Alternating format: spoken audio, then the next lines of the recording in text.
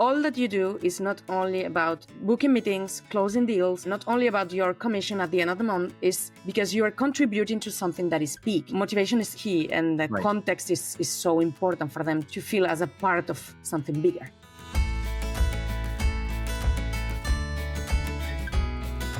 Welcome back to the Thoughts on Selling podcast. Today, it is my absolute pleasure to have Fani Rodriguez Marino on, and she's dialing in from Paris. Fani?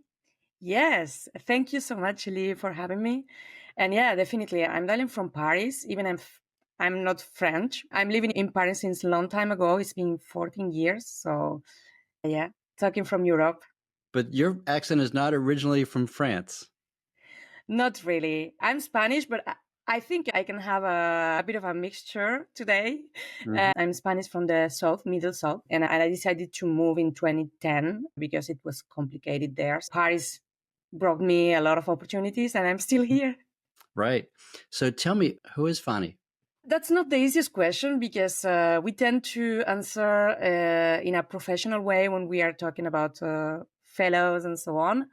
But I would prefer to answer in a personal way before. Please. Yeah. As I said, Fani is a Spanish woman, 40 years old already, even if... No way. Yeah. No way. I know. I'm lucky. I'm super lucky. I know. Thank you, Mom.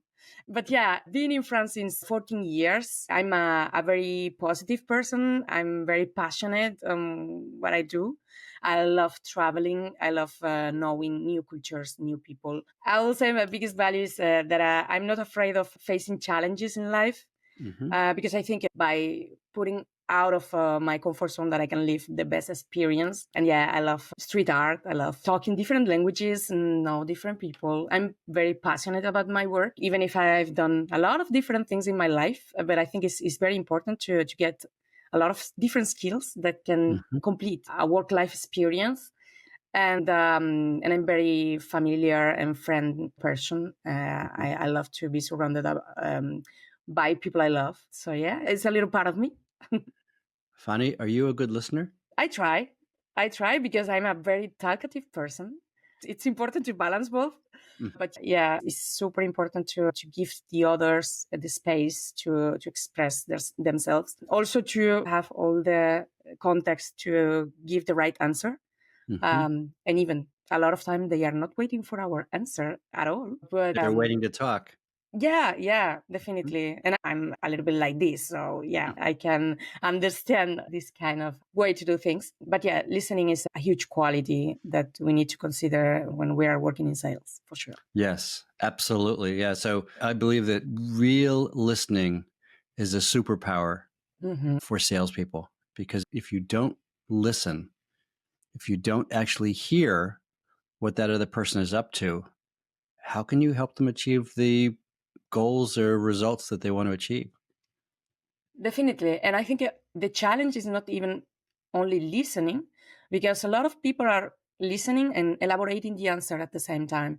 And I think listening is really hearing what they are saying, but going deeper into the understanding of what they are saying, because we can use a lot of knowledge, a lot of skills that we already have to translate all of these words into new knowledge that is not only related to words, but also behavior or tone of voice, a lot of things that we can listen at the same time. We bumped into one another on LinkedIn through our mutual passion for sales enablement. What does the discipline of sales enablement mean to you? Sales enablement has been a discovery for me several years ago, because back in the days, I never heard about this role. So when I was asked to do this, just by coincidence, I needed to spend time figure it out.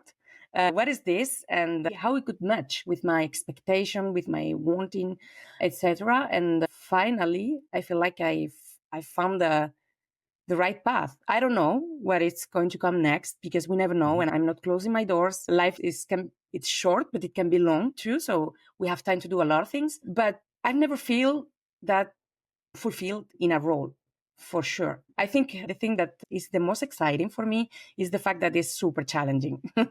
Yes, it sure is. Fani, how do you define sales enablement? For me, sales enablement is, well, above all, a super role, but I'm often saying the same thing to the reps that I cross in my career.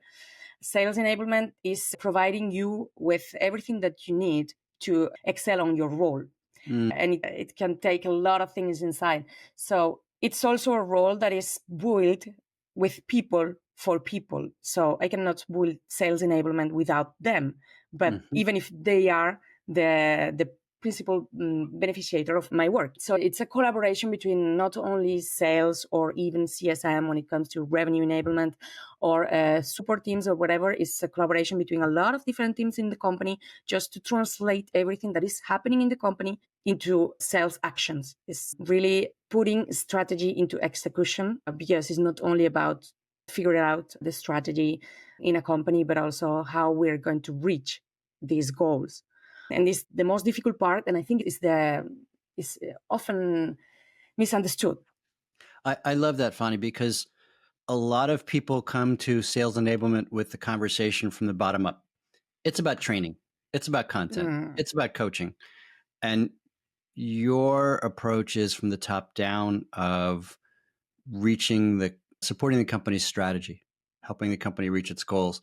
And that's what sales is all about, right? It doesn't matter whether we're using 3x5 cards to train salespeople or whether we're using advanced content management systems or coaching or role play.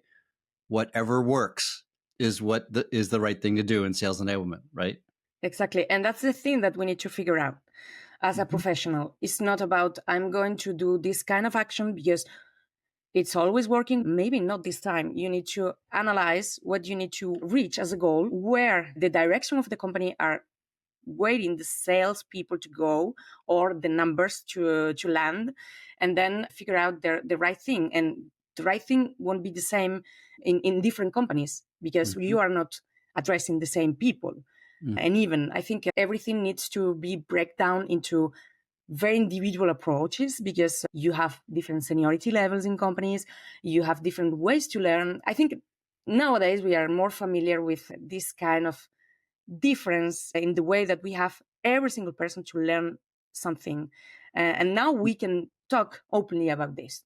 Now, wait a minute, Fanny. I have to stop you there. Yes, we are more cognizant that people have different learning styles. Yet at the same time, I see that most organizations look for efficiency rather than effectiveness. We're going to train everybody using YouTube. We're going to have everyone watch these videos and then take a certification test. And if they pass it, good. If they don't pass it, bad. And then they have to do it again. Yes, of course, we know that people have different learning styles. And no, we don't do a good job accommodating them. That's my perspective. What do you think? It's an interesting topic because we need to find the right balance between scaling processes and tools and strategies, sales enablement strategies, versus also individual approach. And I think now with my 40 years is not that difficult because I've already failed in my career a lot of that. Now I can say that What? yeah. You're the first person ever to say that, Fanny. But of course we are failing. We are Of course failing. And we are. of course, and people That's that how don't recognize this, they are just not sincere. failing is how we learn. Yeah, exactly. And failing is revealing a lot of things from a daily basis and also for the future. So that's why today I feel super comfortable by finding the ways, even if I can fail again, because I'm open to that and trying is failing. But yeah, definitely the thing is, how can I be aligned with the company when it comes to scalable processes, scalable practices versus really giving every individual what they need. We need to find a way to balance the general actions, global actions between individual coaching or just individual touches. Because maybe if you cannot do some proper coaching or at least not the coaching that you will love to do, you can act through the managers, you can act through one-shot communications, but the way that the other person is going to perceive it the best. And for that, you need to know your interlocutors. It's not only about building this trust with management, but also with individuals, because they need to know that they can trust you, but they need to know that you are going to do your best for them to succeed. I used to tell my sales teams at both Oracle and Google, I'm here to support you, whatever it takes. And by whatever it takes, I literally mean if you have a call scheduled tomorrow afternoon with a customer and you're driving out to the customer and you're going to take them out to lunch, if you need gas put in your tank, if you need your car washed and you don't have time to do it, hand me the keys. I And love it. and the truth is nobody ever asked me to do that. And they always appreciated the offer. Yeah, no, definitely. Definitely. I think it's very important. And one thing that I see for instance, is a very particular case, but I think it is worth to share it. In young managers that evolve into management roles within the same company, they don't have the experience, they don't have this sensibility that they need to understand that you can repeat things 10 times. But if you repeat the thing the same way, you will have the same result every time. And if you are not happy with the result, then you need to take a step back and figure out what would be the best way to communicate. Absolutely. And it's not always easy for managers to understand that. They can be frustrated because people are not following or are not going into their same way. But I think it's all about selling. We need to sell salespeople new processes, new tools, new products, a new way to do things, new methodologies for them to adopt it. So how do we sell salespeople on new ways of doing things? Because that's the essence of sales enablement, changing seller behavior. How do we sell the sellers? I have to admit that sometimes I'm so honest about my way of selling things, and people are laughing a lot because I'm not hiding myself or saying, okay, I'm a little bit of manipulating you guys on there, but it works, so it's okay. But I think it's very important to keep in mind these benefits that all the action that we are putting in place will bring to these people, not only to salespeople, if we talk about sales enablement, but also to the management, to the direction. It's, for instance, also to the product team, because they will get some insight from the field. I don't know. There are benefits for everyone, but to have everybody align into the thing for succeed, we need to sell benefits. And it's consultative selling, I would say. And so for the salesperson, what are the benefits we're selling them on? It depends on the action that you're going to, the goal that you want to translate it into action. Let's pick a simple one. Preparing for a sale. How do we sell a salesperson on taking the half an hour and going on LinkedIn and doing some Googling and putting together some simple hypotheses before they walk into the office with the prospect? I think it's an easy one, but let's say that we can ask the question to the sales rep. How will you feel if the prospect is talking about something and you don't have the answer and you know that you could have it? What will be the consequences of that? And even it can be identified as little consequences, very straight to the point, but go beyond that. It can be higher consequences. So you take the salesperson down the pain funnel. Yeah, because they need to understand the benefits from the pain. So it's like selling. So it's not like selling. It is selling. Yeah, exactly. Yeah, it's influencing. Yeah, that's awesome. You and I are in complete alignment on that. Tell me a little bit about what you do professionally. What I do professionally is an interesting question, because I know that I have to figure out a lot of things. Oh, we all have to figure out a lot of things. Yeah, I think I will never stop to do that. I will never give up. That's because you're a naturally curious person. Yeah, I think so. I cannot keep the status quo too much, because I become bored. And I know that I'm like this. So I need to figure out new things. But in this case, it's not about recycling myself. It's just that I launched my independent activity not that time ago. It's been several months. And several months, very intense months, I have to say. And I've learned a lot of things that I don't want to do anymore. I think things that I'm not doing that I want to do. Things that I need for myself from this kind of experience, because finally, if we compare with being an employee in a company, is super different. Yes. Things that I need to work on just to be better, because having an impact as a sales enabler in companies in specific action is not the same thing than doing this as a journey with a long time vision. Is very different. Something to balance. something to balance also to become independent from being an employee all your life. So yeah, to go into the details, what I would love to do or what I'm starting to do is training people, coaching people into a lot of different topics that are related to their way to succeed in sales. I love working on strategy because I think we cannot define strategy without having the sales enablement vision, because it's not only about the goals, it's also about how much time it takes to arrive to this goal, in which level of quality, what we can expect from this action. If we limit the action, then we limit the outcome. Of course we do. I think it's very important to have someone that have the field vision and also the human vision of the teams other than management when it comes to learning and applying and adopting new things, methodology, etc., to co-build the strategy.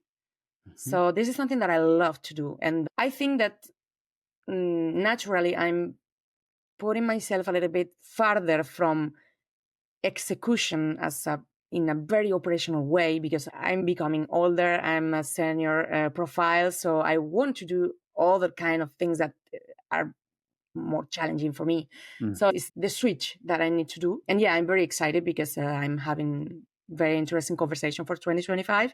But I have to figure out a lot of things for my business. It will be a key year for me. And I'm so excited.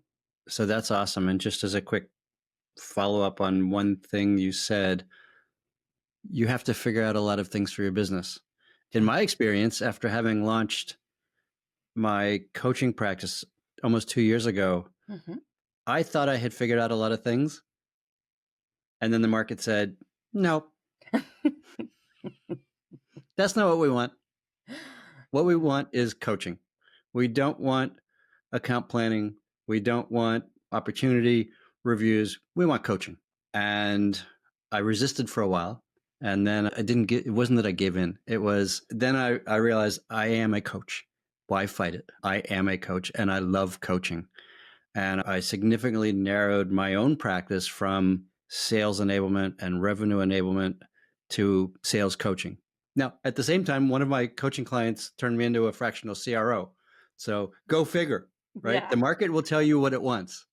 And yeah, definitely. Yeah. Definitely. I think sorry. Yeah. So you don't need to figure everything out. Yeah, no, it will come with time and it will change all the time. Yes. And I think it's not only about the needs of the market, the pain that the companies have, or even individuals, but also balancing this with what we want to do as a real purpose. Because it's as a real purpose. Yes. Yeah. It's like this when you enjoy your job and you enjoy your day and it's about this. Yeah. It's a very long conversation, inner conversation, I would say. Fani, who is an ideal client for you when you're looking for a new engagement?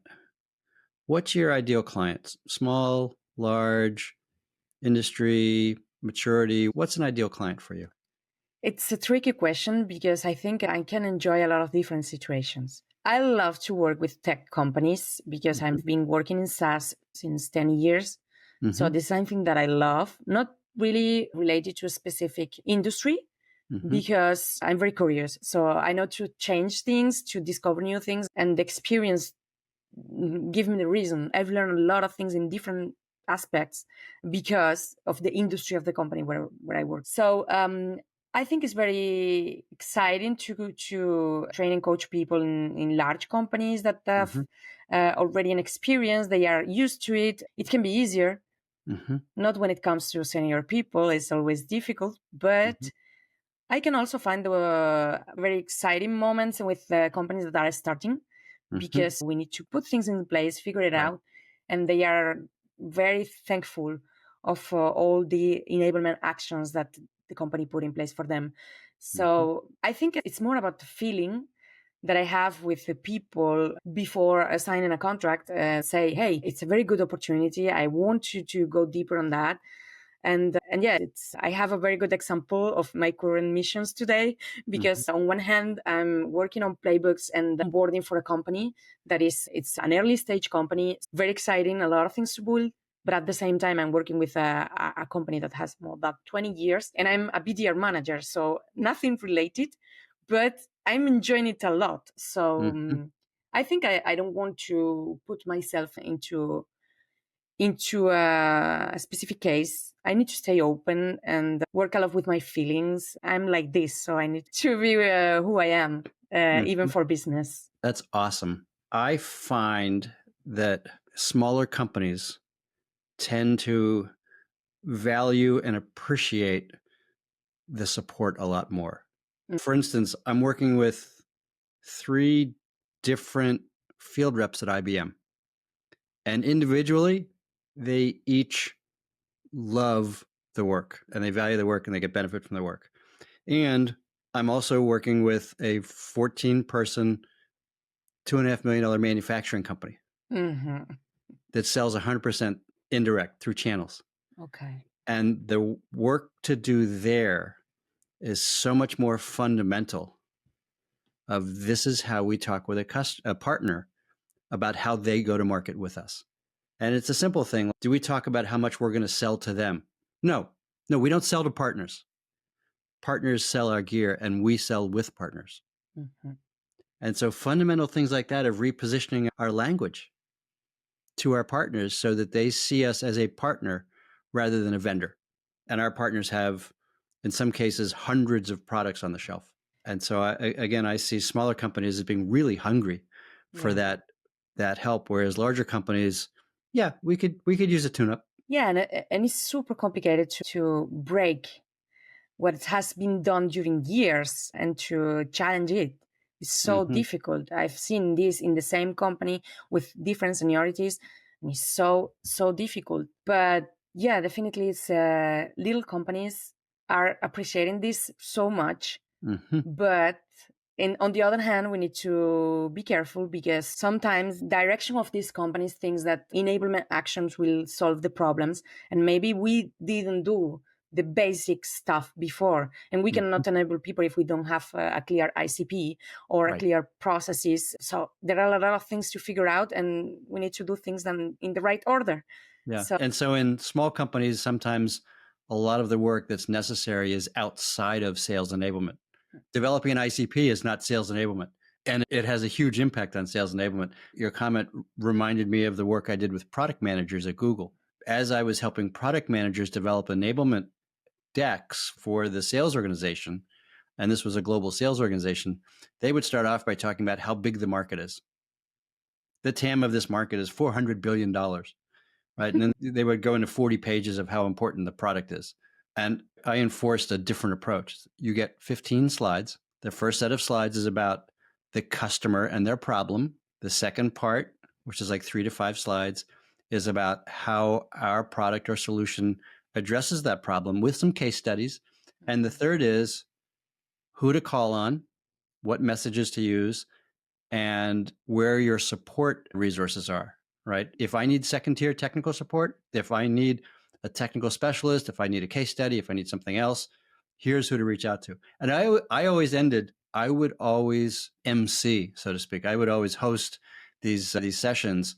And at the end of each session, I would say, if you don't know who to call me, because I always wanted salespeople to leave an enablement event with some action items, with some specific new knowledge, with a different way of thinking, and at least one resource. And that resource was asklee@google.com. The other thing I did was I always told product managers, never talk about TAM. When you if the first sentence of your enablement pitch is, this is a $400 billion market, that salesperson in Des Moines, Iowa, or in whatever city, whatever town, thinks I have 4 accounts. They're not spending $400 billion. They're actually not talking to me right now. So the fact that this is a large market and I'm not getting any of it just makes me angry.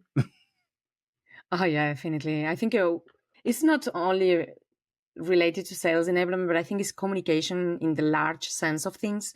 When we communicate, whatever is the channel or the way, we need to adapt the communication to our public.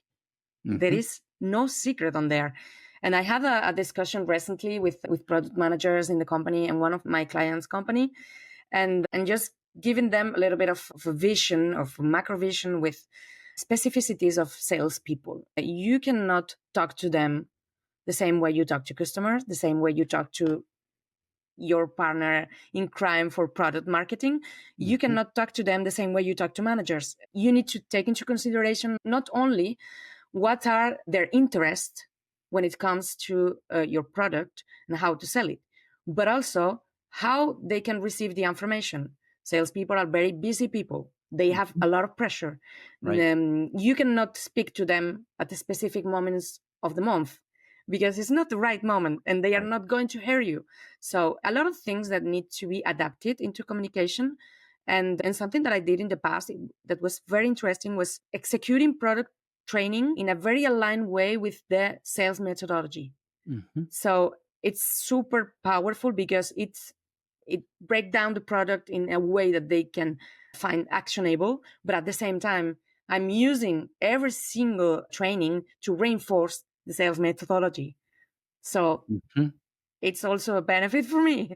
So Right. I think it's we need to be super creative, but taking into account who are we talking about. So, Fani, one of the things that I hear from your comments is that while you must be a really fun person to hang out with, I can attest to that, there's also a structure you create to ensure success. You need to have a macro vision of what you're going to do, what you're going to put in place, even if the little actions are coming at the same time, but you need to structure this in your head. Having the ability to communicate in a corporate environment in the right way, a structured way, with clear goals is a must. And I think when we find the way to do this in a very efficient way, we can enhance our power because we can convince people talking about the direction management and so on, about the structure that we want to put and the strategy breaking into pieces. If you don't have the macro vision, then the micro actions won't make any sense in the overall goal. So I think it's one of the things that was the most difficult one for me to figure out in the sales enablement role was balancing between the field and the discussion with a sales rep and direction of the company, a discussion with the CEO, understanding where we're going and how I can put this into action. Because this is super large to come from the top till the bottom. And even nowadays with companies that are very horizontal vision with a lot of people speaking to others is super nice. But you need to take into account a lot of different things. And something that I try to do in a daily basis is also giving the reps this context. Because all that you do is not only about booking meetings, closing deals, not only about your commission at the end of the month, is because you are contributing to something that is big. And you need to understand how importantly are you contributing to that, to be motivated on your job, to do better, to want to take the most of your proper actions. Motivation is key, and the context is so important for them to feel as a part of something bigger. I love that, Fani. And that reminded me of two situations. First, in working with SDRs and BDRs, I would tell them, when you call a prospect, this may be the first touch their company has ever had from your company. It may be the only touches that the company ever has. And so even though you're just out of college, last May, you were at senior week, and now you're wearing a red Oracle t-shirt, you have the responsibility of representing the brand and the company and our values to that customer you're talking to over the phone. And you might only have 30 seconds. So be prepared, be professional. And the second example I thought of was in working with the key account teams on some big accounts. Occasionally a salesperson would say, we're just selling software. We're not saving the world. We're not curing cancer. And I would say, au contraire. Some of our customers are indeed saving the world. Some of them are curing cancer. And I show them the example of Merck, the pharmaceutical company. When you walk into Merck's headquarters in Pennsylvania, outside of Philadelphia, there's a banner. It may not still be there. This was a banner that was over their entry hallway 14 years ago, 12 years ago, that said, 4 million mothers will die if we don't act soon.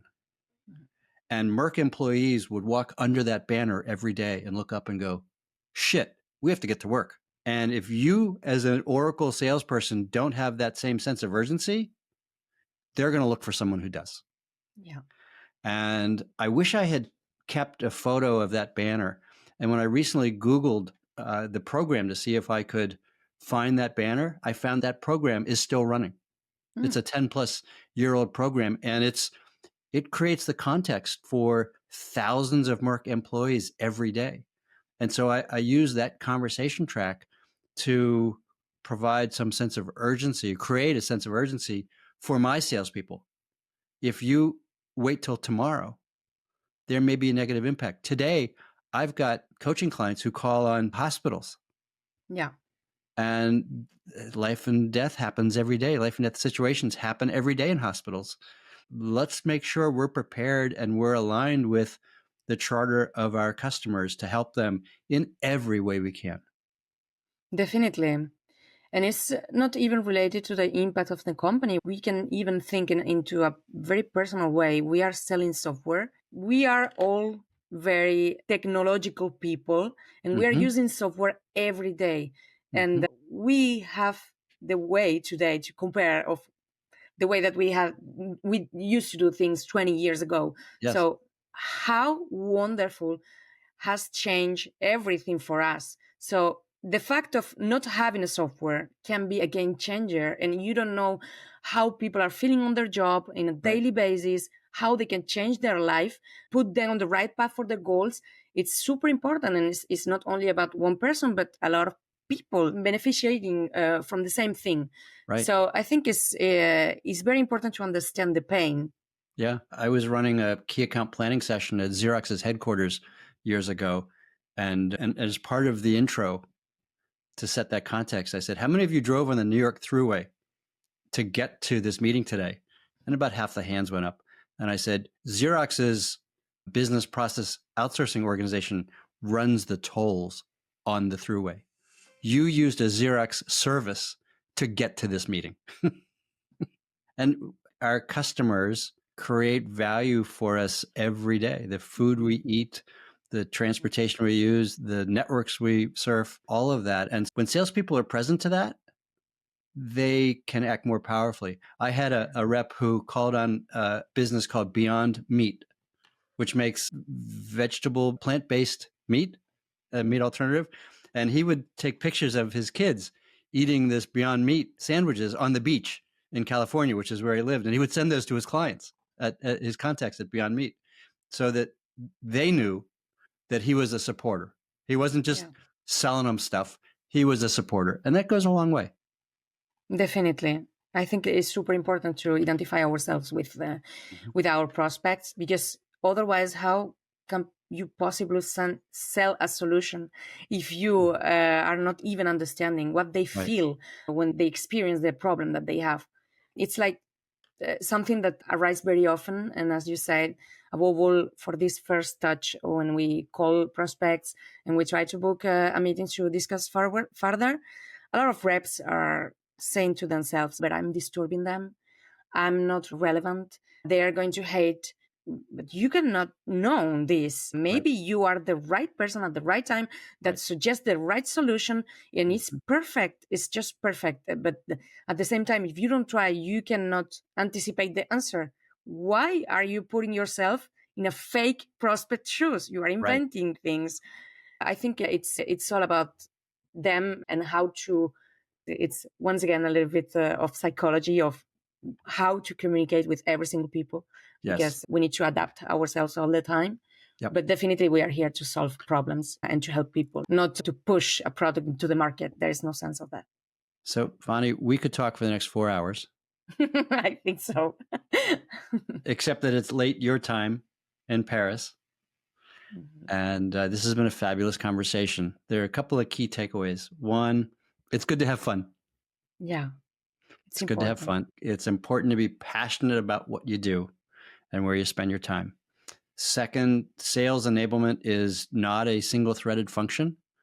It starts at the top with strategy and it threads its way through all of the go-to-market processes, not just sales, but customer success and marketing with regard to ICP. You made a great point about process and structure to help ensure the success of sales enablement.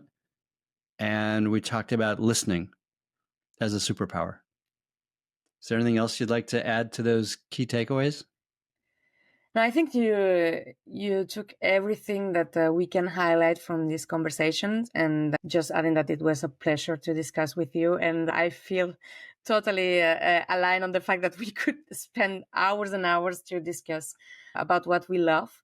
Yep. It will be another moment. So thank you so much. I'm so grateful for being here and also taking a lot of insights from you and giving what I am. So thank you, Fani. Where can people reach you? Definitely on LinkedIn. It will be super easy. And definitely stay tuned because things are coming in 2025. That sounds very exciting. I can't wait to hear more. Thank you, Fani. Thank you too.